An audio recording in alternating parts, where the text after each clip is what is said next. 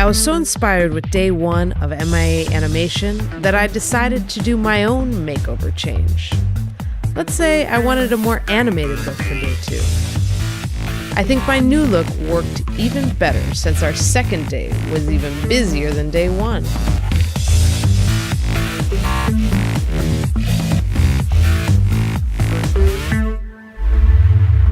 So Andrea, pleasure to have you here. Thank you very much. It's day two of the Miami Animation Conference. Very exciting times. I hear you love video interviews. I do. I live for them. Yeah, so tell us about what's going on here. Why is it so exciting? Well, it's because of the students. It's actually, and the college itself, and that it's allowing all different types of students to come and learn this great animation world in any facet that they want. It offers a lot. I've just been through the entire facility and it's really impressive. Right down, I mean, they have it all, which is a lot to say because there's many pieces to the puzzle. Right down to they have a green screen for visual effects, they have a sound booth, they have color timing, they have all of this open space for their lab. Everything's digital, nothing's on paper. It's really the wave of the future. So this industry is poised for some big time expansion. As you look at what kind of career paths are growing, in your opinion, what do you see big production companies and entertainment looking for most? And maybe how do these kids sort of learn skill sets that are most valuable in the marketplace? I think being well-rounded, I mean, everybody's going to have their own specialty. Mm-hmm. There'll be a person that wants to do storyboarding or somebody that wants to be an animator or somebody that wants to be a writer, potentially storyboard artist. They kind of go hand in hand, but I think in the market, the next wave of things, just like a few years past, there was 3D. Mm-hmm. Now we're going into augmented reality and virtual reality, so AR, VR. Is big, and I know that the kids are getting an immersive course on all of that and how they do it. Mm-hmm. I think how their projects come out so that they can get into the market. Yes. But really it's all about their passion and what the stories they are that they want to tell and how they break in. The networking capability and what they're doing here at this conference allows that to happen. And that's starting from being a freshman, and that's great. Network. You guys have a much more intense network there than you do here. Right. And I think you tie the two cities together in a way, which we're grateful for. What do you think Miami has to offer LA in that sense? I think that what the school is doing is amazing. I think that it's also doing it for a price point that makes it accessible. And that's the biggest thing, because education is a tough nut to crack these days. And people that want to get this formalized education, and this isn't a very easy profession to learn unless you're in school learning it. There's a lot of technology, there's a lot of hardware that goes on with it. And I think that because I was amazed at the affordability comparatively to other schools, and the facility is top-notch A1. It has all of the latest technology. There are things in this building that are amazing to me that we, for instance, would use on a Hollywood film set in live action and visual effects, but also the computer back, everything, all the stations and the sound booth, like I said earlier, those are all things that we use in Hollywood. Yeah. So I think it just builds towards them coming to Los Angeles or working for one of the studios. My studio that I work for is in Greenwich, Connecticut. So Blue Sky Studios is a great animation family, and it's still on the East Coast, so there's tons of potential just to migrate north, and there's a lot to offer. I hope that we come down and look at the kids' portfolios. Like this morning I was in a pitch session and I saw 5 great ideas of the students and what they want to do with it. That's exciting. I think it's a lot of outreaches. I think that even when I used to work for a company years ago, Digital Domain, and we did outreach programs to high school students. And that was right in Los Angeles. And not everybody goes to a private school and not everything is so well funded. But I think that if you partner with corporations and you partner with studios, that you have a much better chance of pulling the kids through because there's a common thread and you're actually following them. I mean, I talk to educators all the time and follow certain, students through their education from freshman year to senior year. Right. And like I said, all the studios basically have internship programs, and I think maybe it's a switch over more to mentorships, and then you start even at a younger age. Yes. Final question, which is along the same trajectory, is how do we use these amazing new technologies and the more money entertainment can make off of them? How do we use it to make society better? I think accessibility of things that I would go back to the knowledge base. So, not everybody can travel to France to see the Louvre or look at a fine arts or even a science museum. I was with the gentleman who's going to run your science museum that opens in March, and it looks like it's going to be fantastic, right? So virtual reality. If you can use that technology that's going to be everything over the next decade, and you use that to actually have somebody that's sitting in Des Moines be able to put on a headset and be able to learn, I think education is the first place you hit. Because, everybody shouldn't be learning less. We should be having more accessibility with all of this technology to learn more. Amen to that. And on that note, thank you for joining us. No, thank you. Sharing some of your visions, insights, and passion. Yep. And you look great on camera. Oh.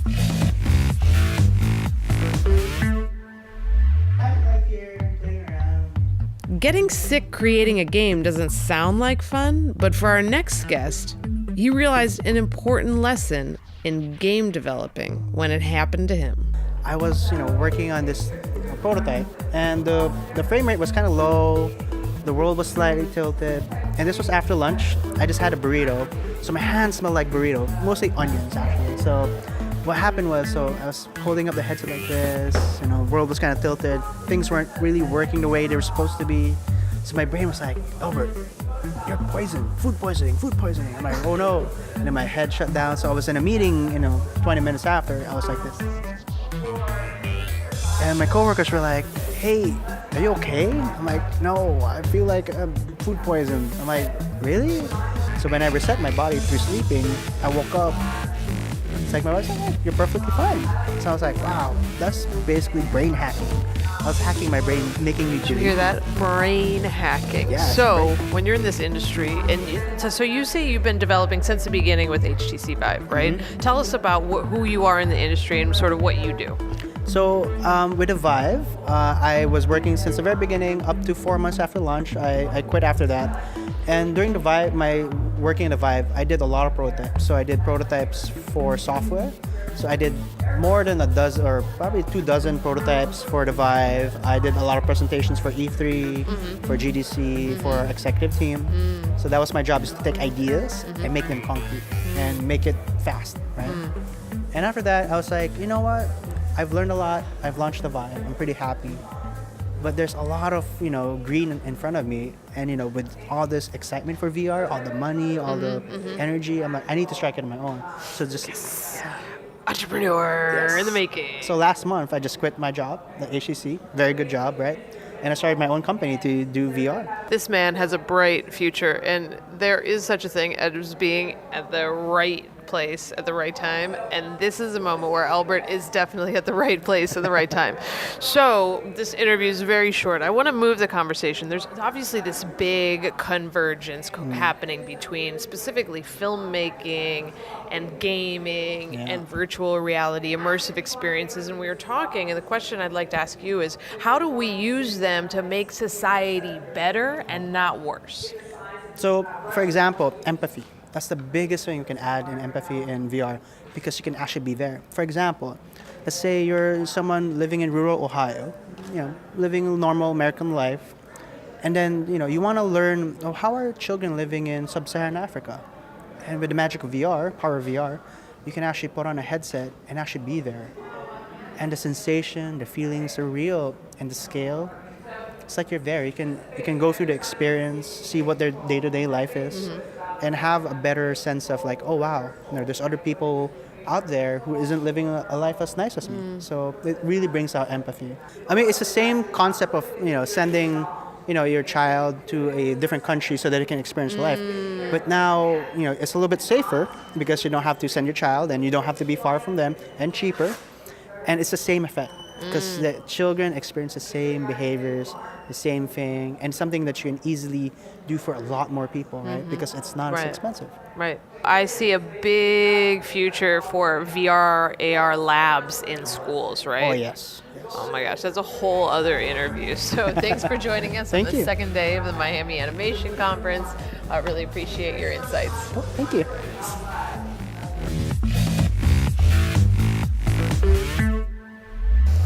Okay, Matthias, this is your Miami Animation Conference number 5? I believe so. Wow. 5. So you have seen this over the course of 5 years. Tell me what's changed or what you've been impressed about as it's developed. Well, first of all, just being here at Magic is one of the most amazing changes that I've seen. So we started off in a whole nother facility somewhere else, and it was a smaller conference, Right. but it had a lot of promise. Yeah. And now we're actually seeing the maturity of it. So we're seeing more industry people come out. We're seeing the more interaction within the classes. So it's a world of difference. You wouldn't We got recognize portfolio Yeah. review happening, one-on-one meetings, lectures, workshops, tours. It's like you can't.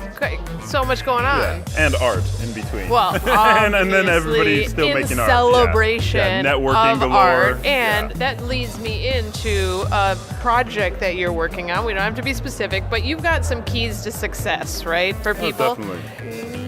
Why is it so important for an artist to think now, while they're in school potentially, about how are they going to make money when they get out? Yeah, definitely. Well, one of the things is the school system doesn't really teach you how to make money. They teach you how to do whatever talent or whatever skill that you're learning. So one of the things is if you're able to actually look at what industries are growing. So everything from medical animation, architecture, anything out there actually needs to be able to tell its story.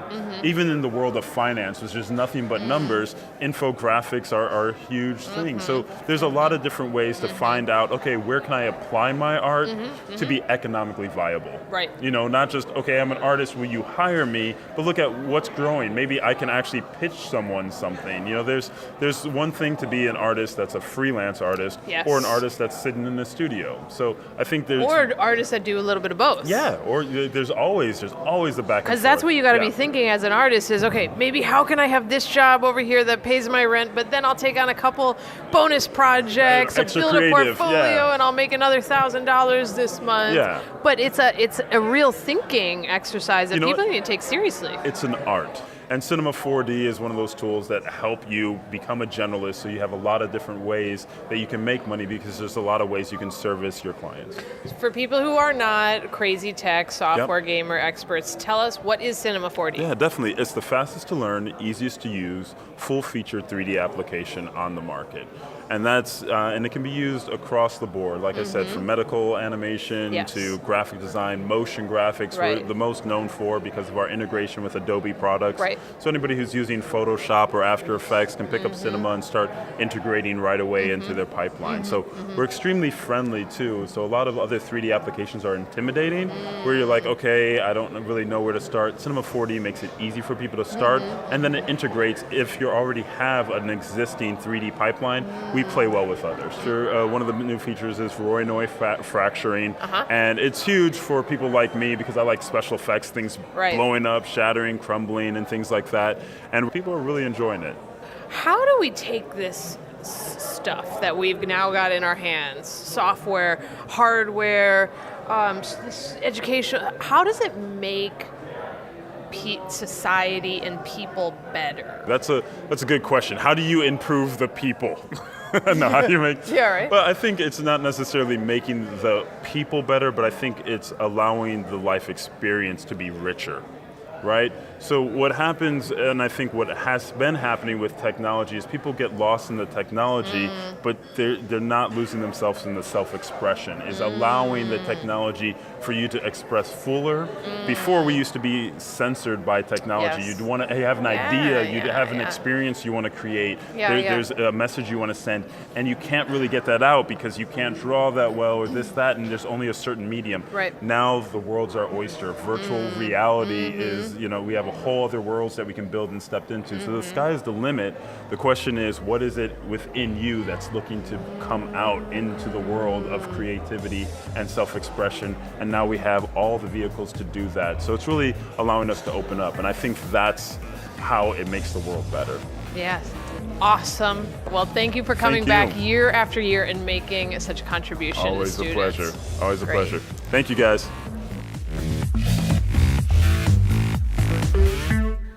Having 3 of the top 10 best-selling video game franchises on your resume is a sure way to keep Bill Buckley busy.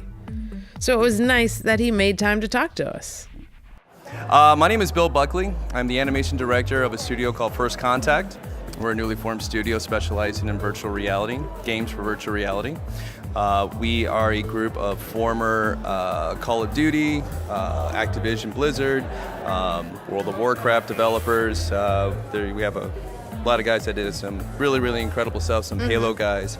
And we formed in Santa Monica. There's about 15 of us that started. We've grown to about 25. Our first product is coming out at the end of this year for virtual reality consoles. We have a lot more coming out next year, and it's an exciting time to be in virtual reality. Really, really That it is. Talk about an industry being in the right place at the right time. Yeah. And it sounds like you might be a little bit ahead of the game. High five in advance for your High five. Your end of year releases. That has to be crazy. So talk to us about, you had these great jobs in the industry. You obviously have an incredible portfolio, but now, like a lot of very other talented people, you want to be an entrepreneur, right? To cash in for yourself. Sure. Tell us about that. Well, I decided to make that jump into virtual reality. I think it was one of the experiences I was watching, and it was one of the first times I had the Vive on. And after that experience, during that experience, it just kind of, it gave me an emotional response that I have not had since the very first times I saw animation. You know, back when I was a kid watching Jurassic Park in the movie theaters, and seeing dinosaurs move around. It kind of brought me back to that. It almost felt like a reset for my creative career. It was just inspiring. You know, I was inspired, and I think that a lot of the guys that I'm working with, a lot of guys that are also in this industry for virtual reality, were also inspired. It's something that we've all dreamed about. You know, virtual reality has always been that kind of far off, the horizon type of thing. And now that we see it actually coming to fruition, we just have to be a part of it. Talk about this perfect storm that's happening for VR. Well, virtual reality has tried many times in the past. Many times. Yeah. And I think it was a matter of technology kind of catching their niche. It's been a long process and a very difficult one because whenever you're dealing with something that you've never done before, it's a whole lot of trial and error. I think if there's ever an autobiography written about me, it'll just be called, well, that didn't work. Let's try something else. So I think these guys feel the same way. Well, that didn't work. I like that didn't work. Let's try something else. And I think that's what's happening. That takes time. It needed that. It needed that breathing time. And now it really has made some incredible strides to the point where these tech companies have put out some phenomenal glasses that now creators can say, hold on, we can do some fun stuff now. Let's do some of those things that I had wild ideas when I was a kid, and let's make that happen. So we're extremely excited for that. What kind of skill sets do they need to learn that are most valuable, and maybe what are some cross-disciplinary skill sets that can make them even more valuable than they were in silos? I think no matter which discipline that they choose to make their endeavors, the number one thing that they have to work on is being problem solvers, especially with an industry that is this young. I heard a very good story about a software engineer that was going for his master's, and for his final project, the teacher said, okay, what you're going to do is you're going to create a machine that's going to detect which color M&Ms are in a pile, and then it would segregate the greens and the yellows and the blues and such. And the guy said, well, I'm a software engineer, so shouldn't I be doing something software related? He goes, yeah, I understand what your degree is. You're going to create a robot that's going to take the M&Ms and they're going to divvy it up. And the guy said, well, I don't know how to do that. And that was the whole point. He said, figure it out.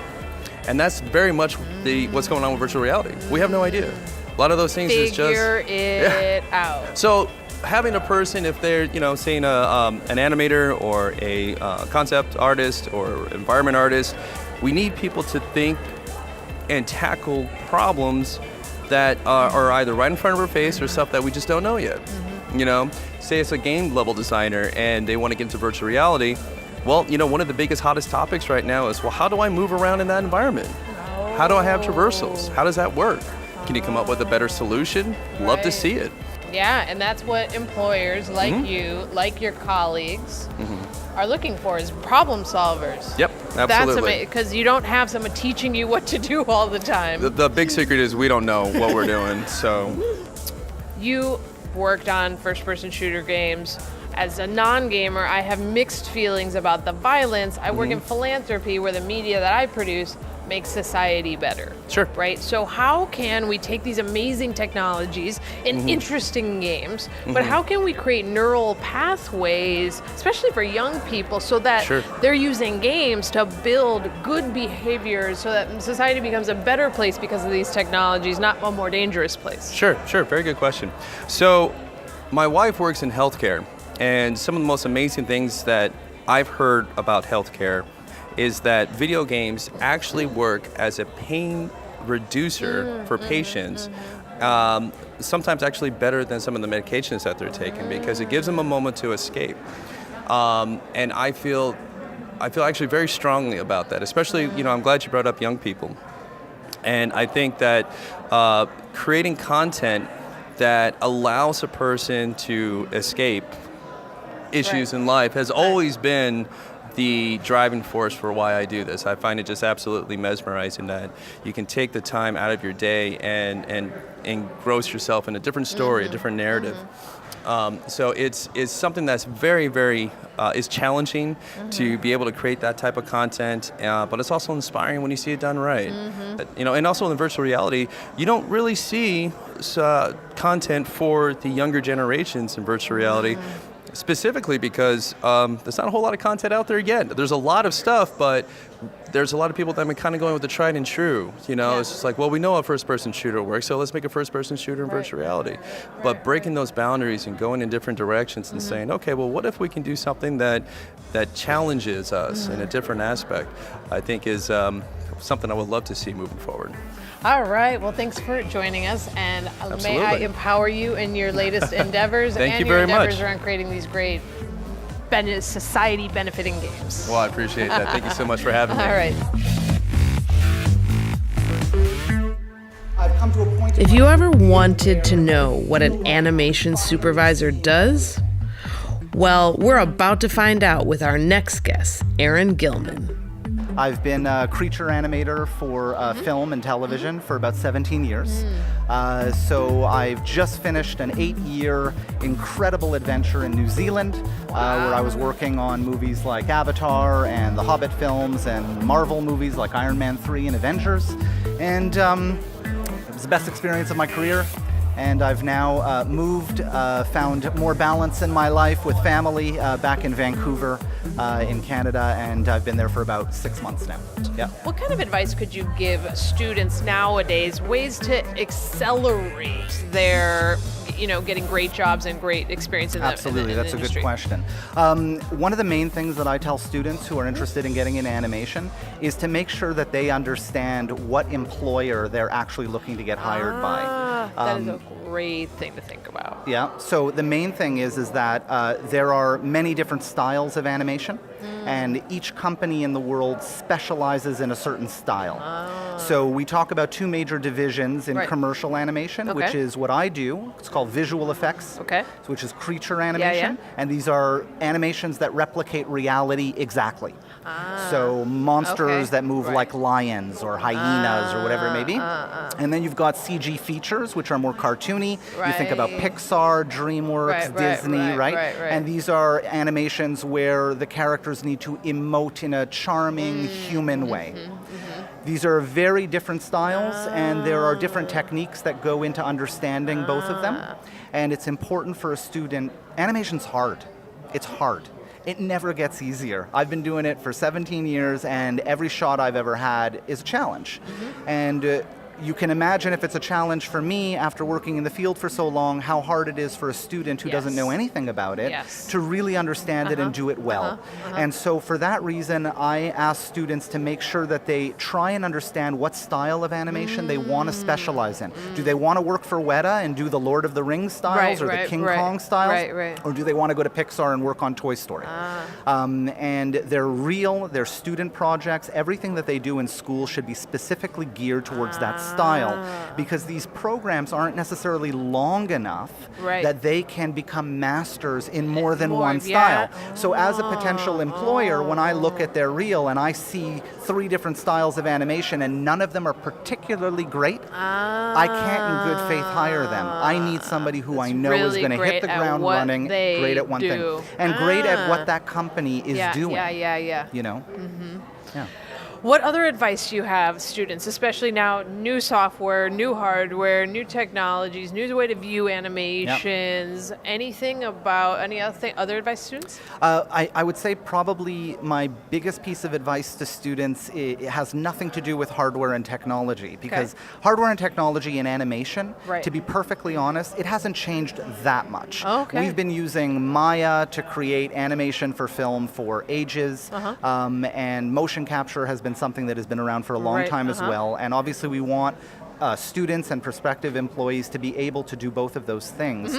But for me, the most important thing as somebody who works with a team of animators is the human aspect. That to me is something that you cannot teach someone. You want people to know that they are going into a field that is collaborative. Collaborative. And you want to make sure that people understand that they have to be very open to the creative process, and they can't put up walls. Walls are bad. Or get defensive or want to argue for their interpretation. Excuses, making excuses about their work. Oh, I tried that, but it didn't work. Exactly, yeah. Like, no, that's not. Right. You want somebody with good vibes, someone who's positive, someone who takes direction well. That's right. Someone who's willing to make 17 revisions if they need to. Which happens. All the time. That's right. And that's not to say that we want people who aren't going to protect their ideas. Ultimately, the animation comes from the artist. And so we need to make sure that there is trust and high morale and a lot of loyalty in the process. We don't want to ruin them. So we want them to protect their ideas, but at the same time, they need to compromise and be aware that they are working for a client and that there are things that are better for the sake of the film than necessarily what they want to do personally with the show. Absolutely. Well, great advice for students. Thank you, Aaron, for joining us, for being a contribution to all of them there, and we welcome you back next year. Thank you very much. I appreciate it. I had a great time. Not only does our next guest work with some of the biggest directors of our time, he has made a name for himself in the field of visual effects and cinematography. My name is Mark Anthony Austin. I am an animator. I've been an effects animator, a previews artist, a finals animator, cinematographer, kind of an all-rounder at this stage. After 27 years in the industry, I've kind of covered most bases. So. Have you ever worked on a big project? I've worked on hundreds. Give us like 3 examples that they would recognize. Star Wars, Avengers, Warhorse, I could go on Oblivion, Thor. All right, well, you could spend the whole 8 minutes just listing off the projects you've worked on. I could. So tell us a little bit about, you've got, students and people looking at this industry, right? Now that you've got sort of 20/20 vision looking backwards, how would you talk to people about getting involved in the industry and finding the spot that they like the most?